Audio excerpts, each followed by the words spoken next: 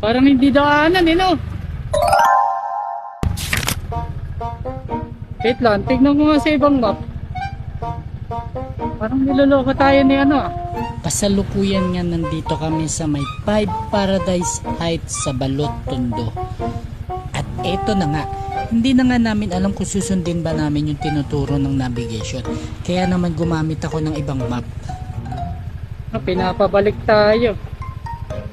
Ang ibang mapa pinapabalik.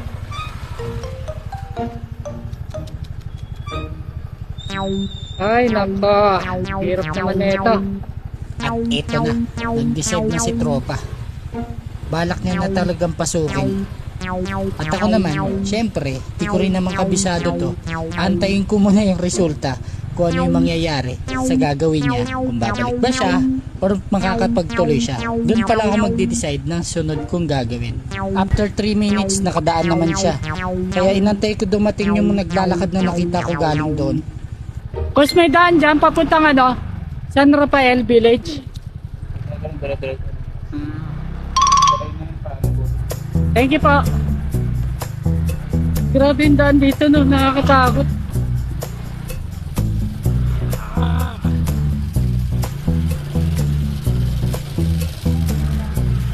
Sana hindi mapatukod.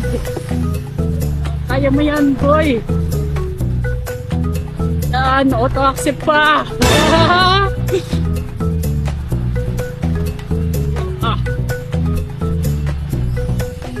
May kadiliman talaga yung lugar. Buti na lang malakas yung ilaw ko. Auto-accept pa, Mar.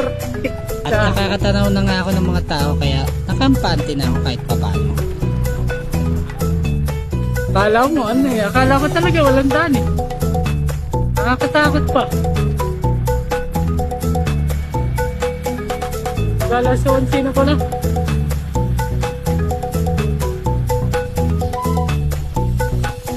Pero mga madaling araw ito, di ko ito pupuntahan. Cancel ko talaga ito. Baka na lang ma-post.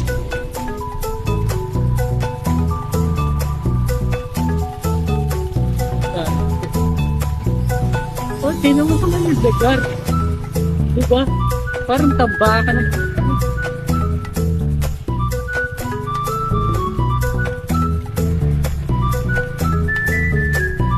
Utos na pala to. Yun, nakakita na ako na ano. Tunay na daan. Kala ko ano eh. Alright. Back to normal. Alright.